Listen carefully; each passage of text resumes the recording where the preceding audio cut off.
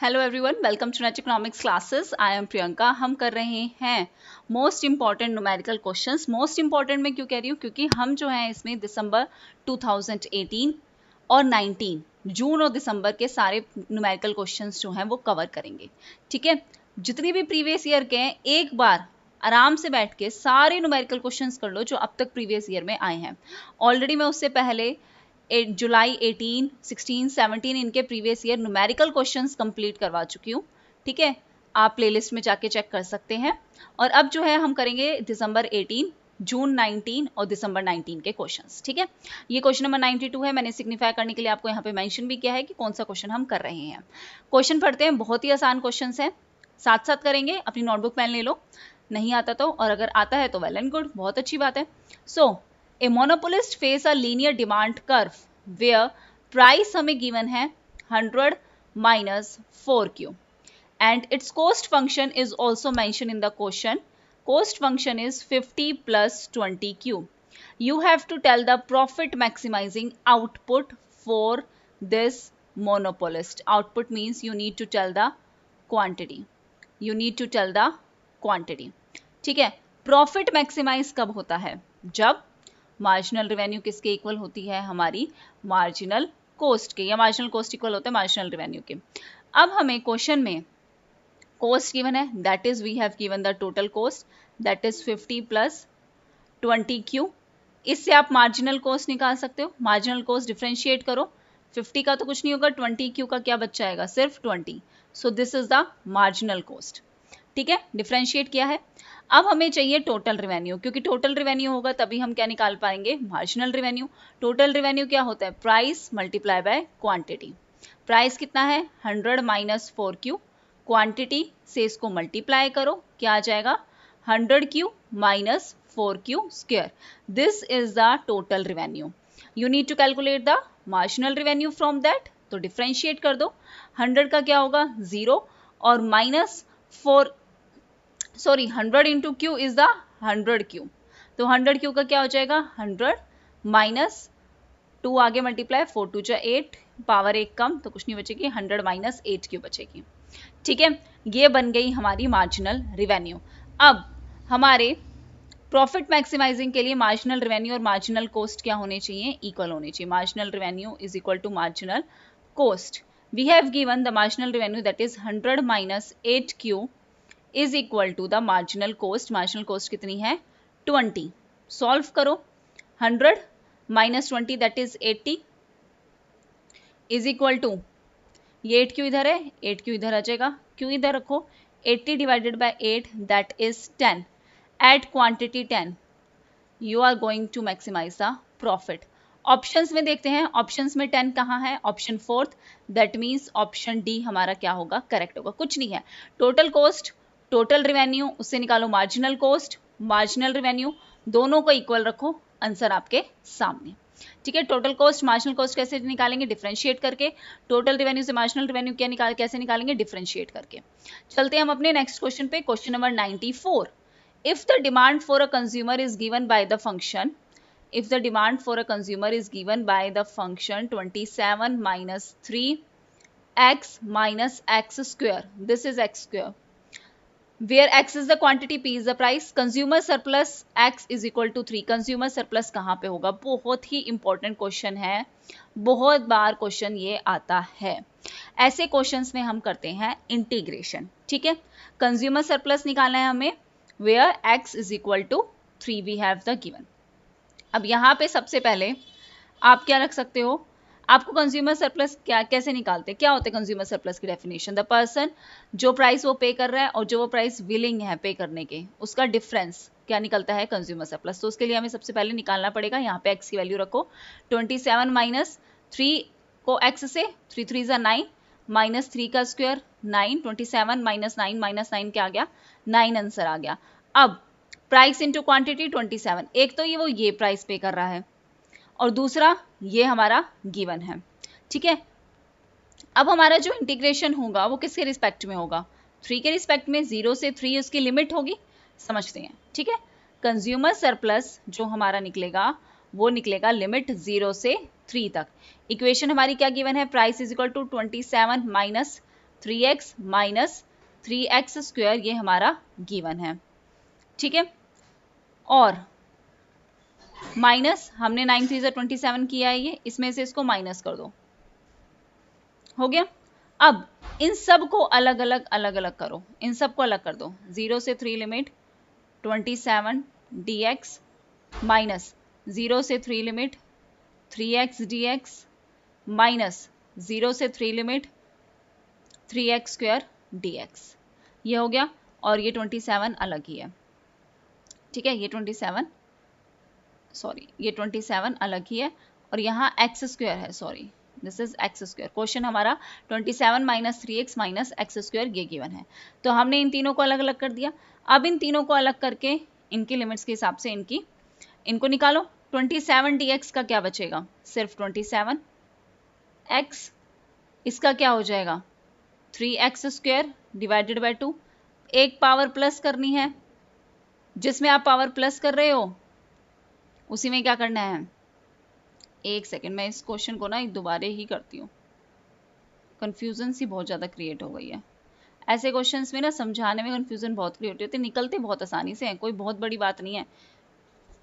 एक second, consumer surplus price हमें क्या गिवन है, price is equal to 27 minus 3x minus x square, ये हमारा गिवन है। इसको देख लेते हैं, ठीक है। लिमिट 0 से 3 निकालते हैं, 27 minus 3x minus x square ये, और इसमें से हम इन प्राइस को माइनस करेंगे, यह आता 9 इंटू 3 करके, ठीक है। अब अलग अलग करेंगे, इनको अलग अलग किया, 0 से 3 लिमिट 27 dx, फिर माइनस, फिर 0 से 3 लिमिट 3x dx, फिर माइनस 0 से 3 लिमिट x स्क्वायर dx, और ये 27 अलग है, ठीक है। अब इनको अलग अलग करते हैं। इनकी लिमिट हमें कहाँ तक देखनी है, इनकी लिमिट हमें देखनी है 0 से 3 तक, इनकी लिमिट हमें देखनी है 0 से 3 तक। इसके बाद 3x स्क्वायर डिवाइडेड बाय 2, 0 से 3 अलग, एक पावर ऐड करते रहेंगे, एक पावर ऊपर ऐड करते रहेंगे, ये इंटीग्रेशन है, ठीक है। एक पावर जितनी ऊपर ऐड कर रहे हो उतनी ही नीचे। अब x में अगर आपने एक पावर ऐड की तो ये बन गया x3 और उतना ही नीचे, ठीक है, 27। ये चीज़ क्लियर हुई। जितनी पावर आप ऊपर ऐड करो, x की पावर यहाँ पे 1 है, 1 में 1 ऐड करो 2 और उसी से ही डिवाइड करो, ये इंटीग्रेशन होता है, ठीक है। अब यहाँ पे आप रख दो अपनी x की वैल्यू। x की वैल्यू क्या है 3, 27 3 ज़ा 81, यहाँ पे 3x स्क्वायर 3 3 ज़ा 9, 9 3 ज़ा 27 डिवाइडेड बाय 2, यहाँ पे 3 3 ज़ा 9, 9 3 ज़ा 27, 27 डिवाइडेड बाय 3 और माइनस का 27। अब ये तो कट ही जाएगा, 3 9 जा 27, तो यहाँ पे क्या बचा 81 माइनस 27 बाय 2 माइनस 9 माइनस 27। इसको हम सॉल्व कर लेंगे और सॉल्व करके हमारा आंसर आ जाएगा 63 बाय 2। एलसीएम निकाल के कर लेना 31.5, ठीक है। एलसीएम निकाल तो लोगे इसका एलसीएम तो निकालना आसान है। 81 माइनस 27 बाय 2 माइनस 9 माइनस 2, तो 31/5 इसका आंसर आ जाएगा, ठीक है। कुछ नहीं करना है, इंटीग्रेशन करना है, लिमिट चेक करनी है। लिमिट हमारी होती ही है 3, 0 से 3 तक जाएगी ये लिमिट, ठीक है। उसके बाद अलग अलग इंटीग्रेशन करना है रिस्पेक्ट में, और फिर बाद में x की वैल्यू रख देनी है, और कुछ नहीं करना है, ठीक है। चलिए नेक्स्ट क्वेश्चन पे, question number 88। A series of index number is given as follows. Year दे रखे, इंडेक्स नंबर दे रखे। अब बोला गया है कि अगर हमारा बेस ईयर शिफ्ट हो जाए टू 2015 अगर हमारा बेस ईयर शिफ्ट हो जाए तो हमारे इंडेक्स नंबर की वैल्यू 2016 के इंडेक्स नंबर की वैल्यू क्या होगी इन द न्यू सीरीज। तो क्या करते हैं ऐसे क्वेश्चंस में, करंट में से बेस माइनस करो और बेस से डिवाइड कर दो। करंट कितना है हमारा 2016 का 126, बेस कितना है हमारा, उन्होंने बोला है ना न्यू बेस लेना है 120, और उसी बेस से इस चीज को डिवाइड कर दो। क्या आ गया 6/120 दैट इज 1/5। चेंज कितना आया 1/5 का आया। पहले कितना था 100 में कितना चेंज आया है 5 का, दैट इज नई जो आएगी सीरीज वो कितनी आ जाएगी 105। ऑप्शन डी हमारा क्या होगा करेक्ट होगा। नेक्स्ट क्वेश्चन पे चलते हैं। Question number 69, Cobb-Douglas production function. In an economy with a near homogeneous Cobb-Douglas production function, capital का और लेबर का हमें शेयर दे रखा है 40% और 60%. कैपिटल का कितना है 40%, लेबर का कितना है 60%. That means it is 0.4, this 0.6. The capital stock and labor force are growing respectively. Capital stock कितना ग्रो हो रहा है 8% और लेबर कितना हो रहा है 3%. If the rate of growth output is recorded at 7%, अगर हमारा आउटपुट रिकॉर्ड किया गया है 7%, तो हमें टोटल फैक्टर प्रोडक्टिविटी बतानी है. ठीक है, क्या करना है, सिंपल सी बात है. ये जो है हमारा share of capital and labour in total output, ये कितना परसेंट कर रहा है 4%. किसके रिस्पेक्ट में कितना ग्रो कर रहे हैं 8%. प्लस लेबर का कितना है 0.6, किसके रिस्पेक्ट में 3 के रिस्पेक्ट में. प्लस हमें टोटल फैक्टर प्रोडक्टिविटी ये हमें निकालनी है. 4 8 32, 3.2, ये आ गया 6 3 18, 1.18. ठीक है, ये कितना है 7% है. 7% इज इक्वल टू 3.2 प्लस 1.8 कितना आ गया 5 plus total factor productivity. Total factor productivity हमारा कितनी निकलेगी 7 - 5, दैट इज 2%. 2% हमारा ऑप्शन करेक्ट, ए ऑप्शन हमारा क्या होगा यहाँ पे करेक्ट होगा. ठीक है, यहाँ पे मैं बिल्कुल बेस से समझा नहीं रही हूँ, मैं ये एक्सपेक्ट करके चल रही हूँ कि अब कल परसों ही आपका एग्जाम है, तो आपको इतना पता ही होगा कि कैसे हम निकालते हैं. ठीक है, बस निकालने का तरीका I am explaining.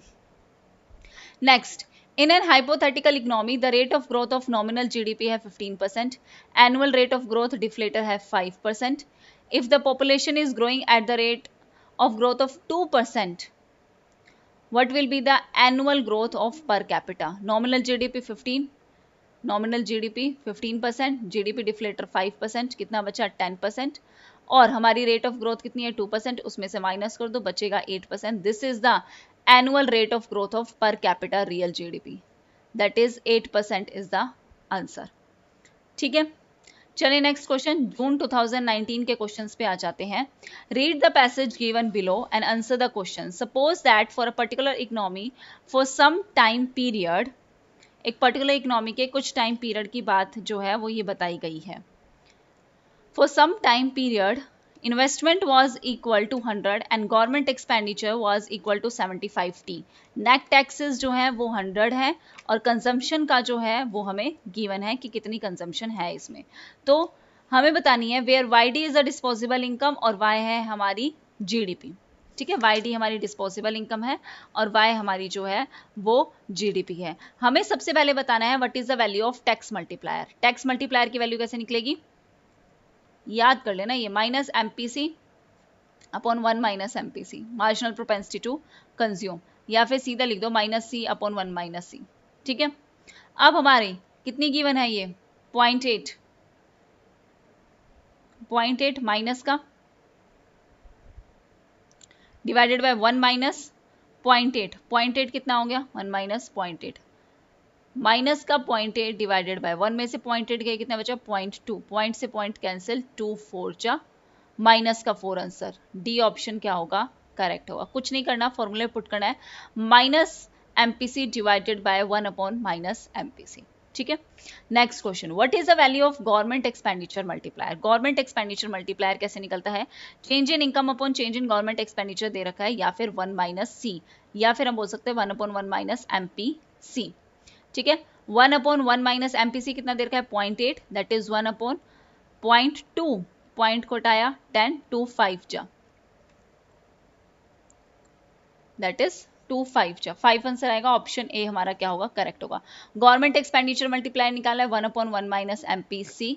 Last time पे आपको क्वेश्चन सॉल्व करना इंपॉर्टेंट होना चाहिए, इसकी बात की थ्योरी बाद में देखना. Tax multiplier minus MPC upon 1 minus MPC. ठीक है, next, what is the level of equilibrium. Income निकालनी है, इनकम किसके इक्वल होती है कंजम्पशन, इन्वेस्टमेंट, गवर्नमेंट एक्सपेंडिचर. ठीक है, इनकम में हमें कंजम्पशन की वैल्यू गिवन है, दैट इज देख लेते हैं एक बार 25 plus 0.8 YD, 25 plus 0.8 YD, this is the consumption. Investment हमें गिवन है 100, गवर्नमेंट एक्सपेंडिचर हमें गिवन है 75. दोनों चीजें गिवन है, मैं अपनी मर्जी से नहीं लिख रही हूँ. Investment 100, government expenditure 75. ठीक है, उसके बाद अब यहाँ पे हमें इनकम निकालनी है, तो हमें यहाँ पे YD पता होनी चाहिए, इंपॉर्टेंट है ये। अब ये डिस्पोजेबल इनकम कैसे निकलती है, इसमें से हम ये जो टैक्सेस है उनको माइनस कर देंगे, क्वेश्चन में गिवन है ये भी हमें, ठीक है, वही हमारी डिस्पोजेबल इनकम बचेगी जब हम टैक्सेस माइनस कर देंगे। तो यहाँ income 25 plus point D, by D कैसे निकलेगा, y minus taxes 100 plus 100 plus 75, ये हो गया, ठीक है, प्लस 100 प्लस 75। अब यहाँ पे इन सबको प्लस कर दो, 75, 100 और 25 कितना हो गया, 200, प्लस इसको अंदर मल्टीप्लाई कर दो, ये हो जाएगा 0.8y minus 0.8 into 100 that is 80, यहाँ पे भी है y, ठीक है, y माइनस 0.8y हो जाएगा, 200 में से 80 गए दैट इज 120, यहाँ पे बचा 0.2y। इतनी कैलकुलेशन आई एम अज्यूमिंग कि आपको आती ही होगी। y is equal to 120 upon 0.2, point को हटाया 10, 2 5 जा मल्टीप्लाई करो 600, 600 is the answer.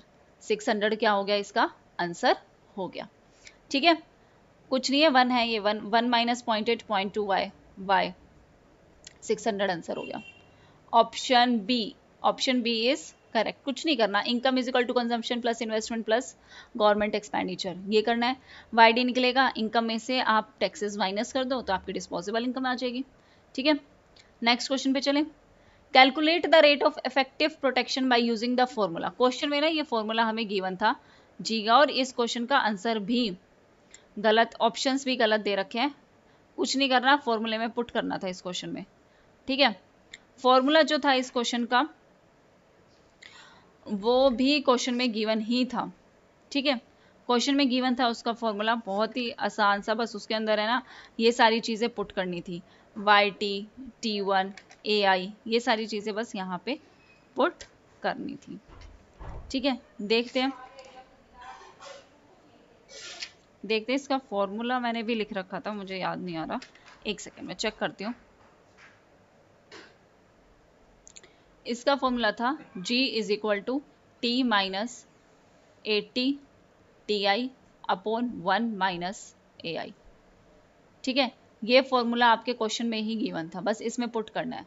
G is equal to T minus, T कितना दे रखा है, T हमें निकालना है, सॉरी G हमें ये दे रखा है 0.3 is equal to T minus AI हमें कितना दे रखा है 0.8 मल्टीप्लाई TI हमें कितना दे रखा है 0 डिवाइडेड बाय 1 माइनस AI कितना दे रखा है 0.8, इसको सॉल्व कर लो, 0.3 is equal to T 0.8 into 0 0, 1 minus 0.8 that is 0.2, T is equal to 0.3 into 0.2, ठीक है, 0.3 इंटू 0.2 ये आंसर है, लेकिन ऑप्शन में ऐसा कोई आंसर नहीं था, इनके हिसाब से ऑप्शन सी सही था, बट ऑप्शन ऐसा कुछ नहीं था, इसके बोनस नंबर मिले थे, ठीक है।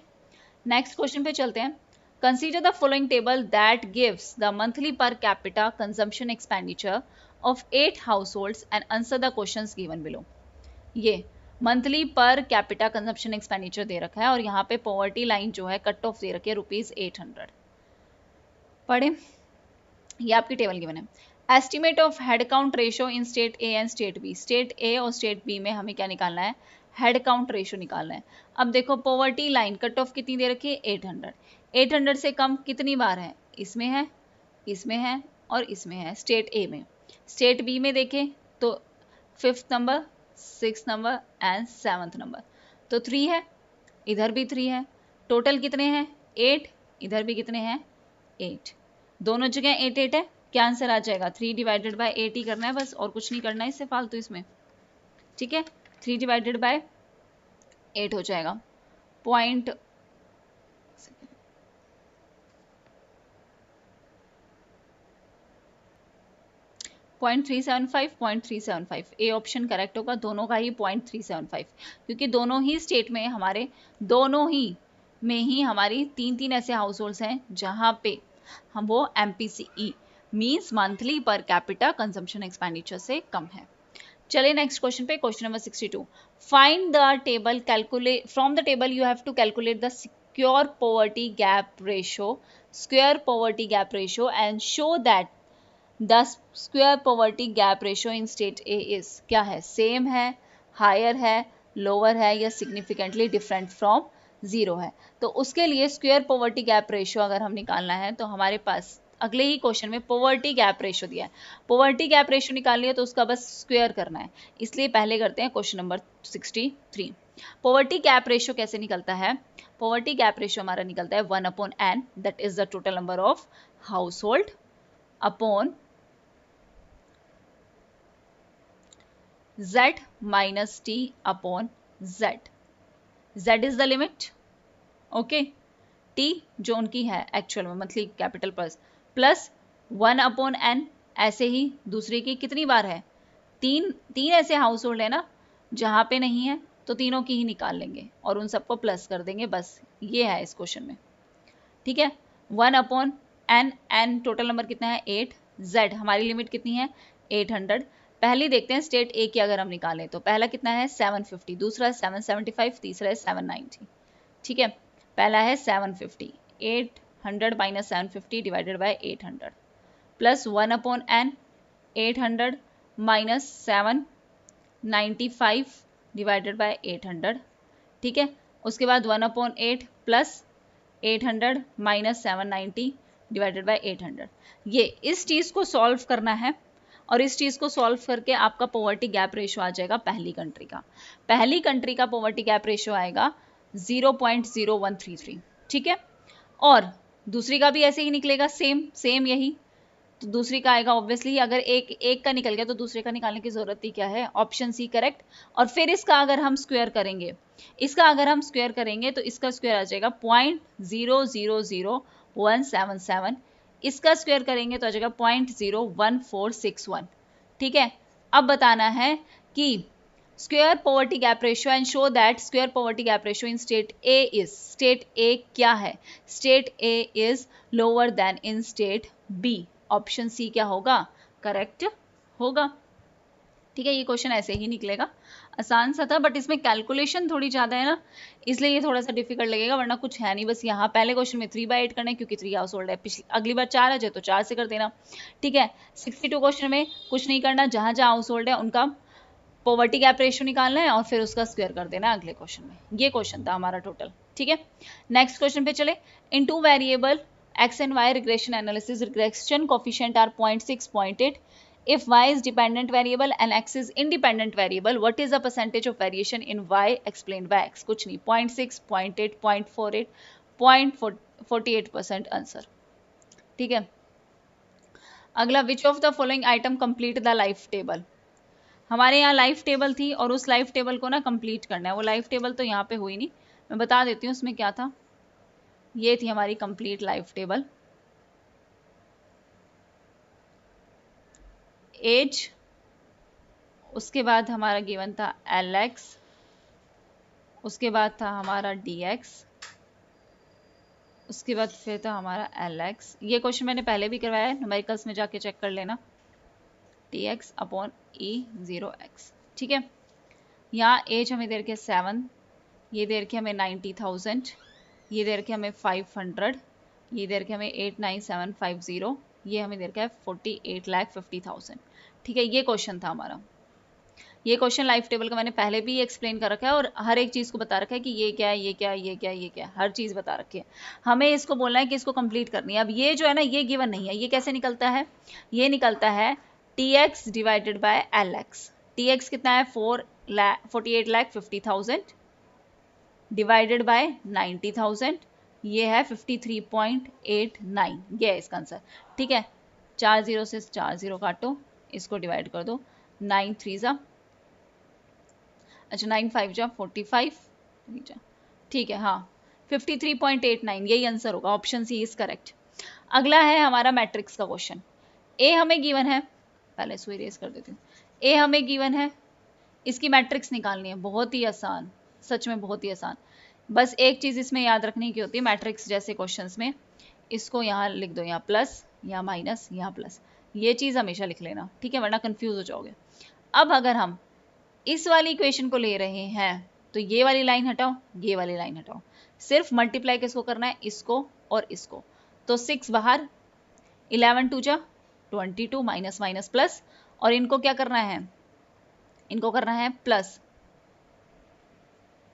5 5 जा 25, 5 5 जा 25, माइनस माइनस प्लस, यहाँ हो जाएगा माइनस, एक सेकेंड मैं बता देती हूँ कि ये जो हम दोनों निकालते हैं ना इन दोनों का मल्टीप्लिकेशन, उसका डिफरेंस होता है, ठीक है। दोनों का जो मल्टीप्लिकेशन निकलता है इसका और इसका, यहाँ पे लिखा जाता है उसका डिफरेंस। तो 5 5 जा 25 हुए, ठीक है, 5 5 जा 25 हुए, माइनस माइनस प्लस हुआ, लेकिन यहाँ माइनस होगा क्योंकि इन दोनों को क्या करना है, माइनस करना है। समझ में आई ये चीज, ठीक है। अगला अगर हम करें तो नेक्स्ट इक्वेशन क्या है, हमें यहाँ पे माइनस लिखना है, माइनस लिखना है। अब यहाँ पे इसमें क्या होगा, इसमें हम क्या करेंगे, अगर हमने 5 को लिया तो ये वाली लाइन हटा दो, ये वाली लाइन हटा दो, ये वाली लाइन हटा दो, ठीक है, -5 लिख दो यहाँ पे। और अब मल्टीप्लिकेशन करो, ऊपर से नीचे होती है 3 2 जा 6, माइनस का 6 और बीच में होता है हमेशा माइनस, 3 5 जा 15, प्लस माइनस माइनस, 3 5 जा 15, माइनस का 15, तो ये क्या हो जाएगा, प्लस का 15 हो जाएगा, ठीक है। उसके बाद अगला हम लेंगे लास्ट वाला, ये हम ले रहे हैं ये वाला, तो ये लाइन हटाओ, ये लाइन हटाओ, ऊपर से नीचे, ठीक है, प्लस 5, 3 5 जा 15, माइनस का 15, माइनस 11 3 जा 33, माइनस का 33, ठीक है। समझ में आया, खुद करके देखोगे तभी समझ में आएगा, मेरे करने से कुछ नहीं होगा। -5 6, माइनस का 6 और प्लस का 15, तो आ जाएगा 9, प्लस 5 माइनस का 15 प्लस का 33, तो आ जाएगा 18, ठीक है, ये आ गया। अब इसको सिर्फ सिंपली मल्टीप्लाई करना है, 6 3 जा 18, 5 9 जा 45 और ये क्या है हमारा 18 5 जा दैट इज 90। इसको सॉल्व करो, आंसर आएगा 27। 27 ऑप्शन सी करेक्ट। बस चीज़ ये ध्यान रखनी है कि सबसे पहले यहाँ लिख दो प्लस माइनस प्लस, और अगर आप इसको ले रहे हो तो ये वाली लाइन हटा दो, ठीक है, यही करना है। चले दिसंबर 2019 के क्वेश्चन पे। पहला question, for which of the following consumption function the value of income multiplier के इज इक्वल टू 4। कहाँ पे मल्टीप्लायर की वैल्यू जो है वो 4 के इक्वल आएगी, ठीक है, सीधी सी बात है, k is equal to 1/1 minus MPC। हर जगह पुट करके देख लो, इसमें अगर मैं 1/1 माइनस MPC 0.8 लेती हूँ, 0.8 लेती हूँ तो यहाँ क्या बचेगा 1/0.2, तो क्या 4 आ जाएगा, नहीं आएगा, 5 आ रहा है। अगर मैं 0.75 लेती हूँ 1/1 माइनस 0.75, 1/1 माइनस 0.75 कितना होगा 0.25, 0.25 पॉइंट हटाया, ऊपर 100, 25 4 जा, तो कौन सा ऑप्शन सही होगा, ऑप्शन 3 इज करेक्ट। कुछ नहीं है, मल्टीप्लायर का फॉर्मूला लगाना है 1/1 minus MPC। Next question, consider an economy with a linear homogeneous complex production function with two output, capital and labor. The share of capital and labor are respectively 1/3 and 2/3. The rate of growth of capital is 6%, 3%. Rate of growth of output दे रखा है 6%. You have to calculate the total factor productivity. दोबारा आ रहा है ये question, 1/3, 6% plus 2/3, 3%, ठीक है, plus total factor productivity 3 2 जा 6, 3 से 3, 2 और 2 4, 2 और 2 4, 6 में से 4 गए 2, सेम है ये क्वेश्चन। ऑप्शन बी, ऑप्शन सेकंड हमारा क्या होगा, करेक्ट होगा। Next question, inverse of matrix करना है। इस क्वेश्चन में कुछ मत करना, बहुत बड़े बड़े आंसर दे रखे हैं, इतना बड़ा कुछ करने की जरूरत नहीं है। 1/2 करो, सीधा इसका इनवर्स कर दो। 2 का इनवर्स क्या होगा 1/2, 4 का इनवर्स क्या होगा 1/4, 5 का इनवर्स क्या होगा 1/5 और 1 का इनवर्स क्या होगा 1/1। 1/2 का इनवर्स करोगे तो 0.5, 1/4 का करोगे तो 0.25, 1/5 का करोगे तो 0.2 और 1/1 का करोगे तो 1। बस अब इसके आगे 3 0 है, 3 0 लगनी है, इसके पहले 0 है और इसके बाद में 2 0 है, बस ये आंसर। इसका सिर्फ इनवर्स कर देना और आंसर निकाल लेना, ठीक है, कुछ इतनी बड़ी चीज़ करने की ज़रूरत नहीं है ऐसे क्वेश्चंस में। तो ये हमारे तीनों साल के प्रीवियस ईयर के न्यूमेरिकल क्वेश्चंस कंप्लीट होते हैं। If you find it's helpful तो ज़रूर अपने फ्रेंड्स के साथ शेयर करें। And thank you very much everyone, take care, bye bye.